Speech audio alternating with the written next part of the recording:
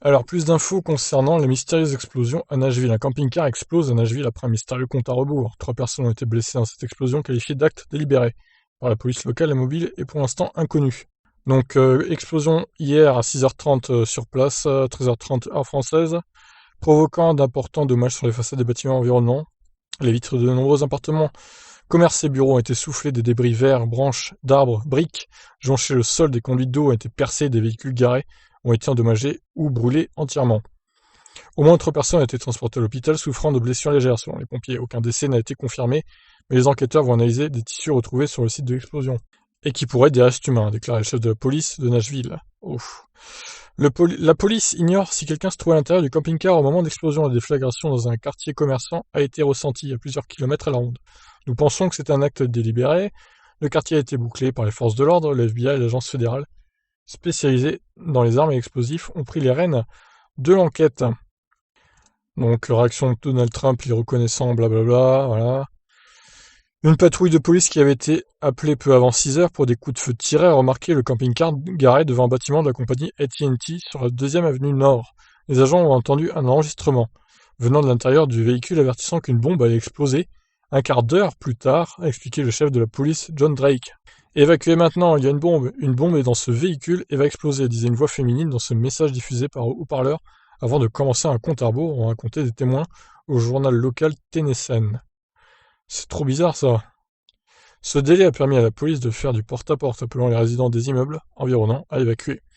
La police a publié sur Twitter une photo du camping-car couleur crème avant qu'il ne se gare sur le lieu d'explosion et a lancé un appel à témoins.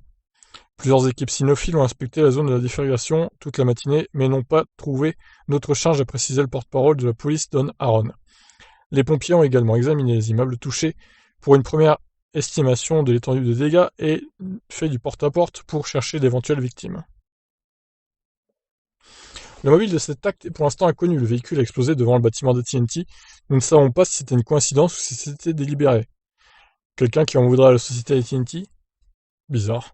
L'explosion a endommagé les installations de la compagnie américaine de téléphonie. Le service pour certains clients de Nashville et les environs peut être affecté. L'aéroport international de la ville a annoncé avoir temporairement arrêté ses vols en raison des problèmes de télécommunications liés à l'explosion. Le gratte-ciel d'AT&T, emblématique de la ville, est surnommé Batman Tower en raison de sa forme.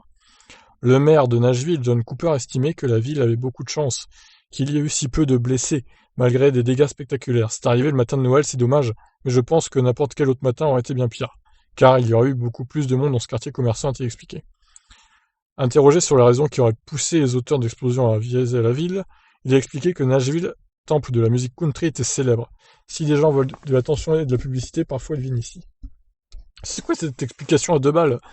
S'ils veulent de l'attention et de la visibilité, ils foutent pas une bombe devant un bâtiment de télécommunication, quoi. Enfin, c'est trop bizarre, là. Franchement, c'est assez mystérieux. Peut-être que c'est un groupuscule qui en voulait à TNT, ou une personne pas contente des services d'opérateurs de téléphonie. Je sais pas, c'est bizarre, honnêtement, j'ai pas vraiment d'explication non plus, là. Ou alors un ancien employé rageux qui s'est fait virer de TNT, qui voulait se venger. Et ils ont enregistré donc un message audio pour pas faire ou essayer de faire le moins de victimes possible. De toute façon, ils finiront par être retrouvés. Ceux qui ont fait ça, je pense, ça reste inacceptable, quoi. Même si tu te fais virer, admettons, d'une société, t'as pas à te venger comme ça en foutant une bombe devant le bâtiment. Ça reste incroyable. Bon, bah je vous laisse réagir. Et vous alors, est-ce que vous avez une explication à tout ça? Je vous laisse commenter. Ciao.